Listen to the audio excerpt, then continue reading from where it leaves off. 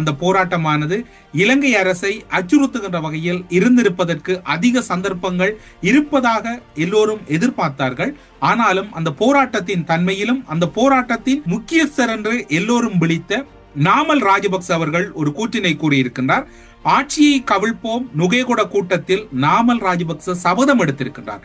இந்த அனுரவை வீட்டுக்கு அனுப்புவோம் என்பதுதான் அதனுடைய துணியாக இருக்கின்றது. துறைமுகத்தில் நங்கூரமிடப்பட்டு வைப்பதற்கான கப்பல் நிர்மாணிக்கப்படுவதில்லை. அது ஆழ்கடலில் பயணித்தாக வேண்டும்.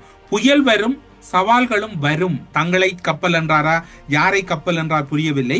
ஆனால் சவாலை தவிர்க்க முடியாது என்பது அவருடைய உரையாக இருக்கின்றது. கௌரவ ஜனாதிபதி அவர்களே, கிடைக்கும் முதல் சந்தர்ப்பத்திலேயே இந்த அரசாங்கம் கவிழ்க்கப்படும் என்பதை உங்கள் அரசாங்கத்துக்கு நினைவுபடுத்த விரும்புகிறோம்.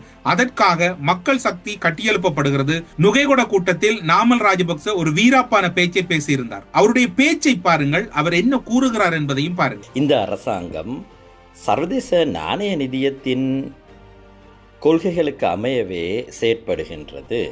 பொது மக்கள் மீது இந்த அரசாங்கம் பாரிய அளவில் வரி சுமையை திணிக்கின்றது.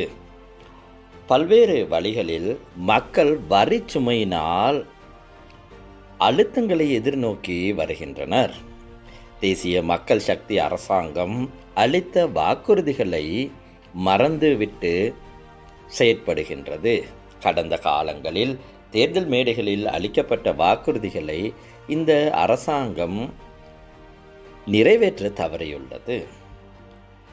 அரசாங்கம் அரச நிறுவனங்களில் அரசியல் மயப்படுத்தல் நடவடிக்கைகளை முன்னெடுத்து வருகின்றது. குறிப்பாக போலீஸ் திணைக்களத்தில் அரசாங்கம் அரசியல் மயப்படுத்தப்பட்ட நடவடிக்கைகளை முன்னெடுத்து வருகின்றது. அரசாங்கம் நீதிமன்ற கட்டமைப்பிலும் பல்வேறு தலையீடுகளை செய்து வருகின்றது. இவ்வாறு பல்வேறு விடயங்களிலும் அரசாங்கம் அரசியல் மயப்படுத்தல் நடவடிக்கைகளில் ஈடுபட்டு வருகின்றது.